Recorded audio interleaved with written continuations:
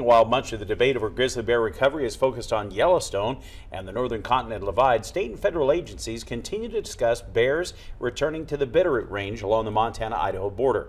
And while there are no active reintroduction plans, it appears the growing bear populations in the Northern Rockies are moving that direction anyway.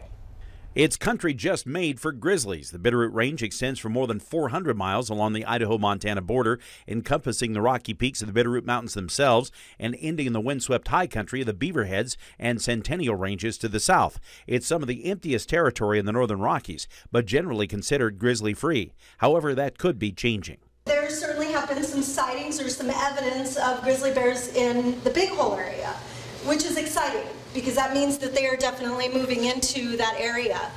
Nelson briefed members of the Interagency Grizzly Bear Committee during its annual meeting this week in Missoula. She told her colleagues efforts are still underway to verify those random sightings, but the approach remains that grizzlies must immigrate on their own into the Bitterroot. They won't be moved there. There are no plans to reintroduce them into that area. What we're hoping is that we're just going to start to see more and more evidence. And so that really is where the subcommittee is headed with their research and planned actions. The focus is to use remote cameras, including some already placed to track fisher populations, to secure proof grizzlies are back in the Bitterroot and the Selway and Frank Church wilderness areas. We're looking at the sapphires and the Fish Creek units in particular that we're hoping to gain that. We've deployed 120 remote cameras in the North Fork of the Loxaw on the Claire Nez.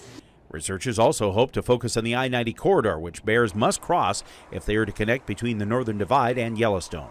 Again, those areas that we're looking at taking planned action on are the Lower Clark Fork and also the 9 Mile area, which are really pretty high probability of bears moving into those areas.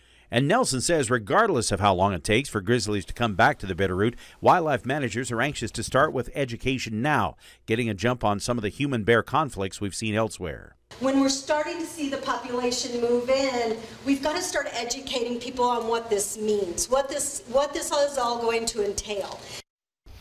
National Forest managers are also taking grizzly movement into account as they develop their latest forest travel plan.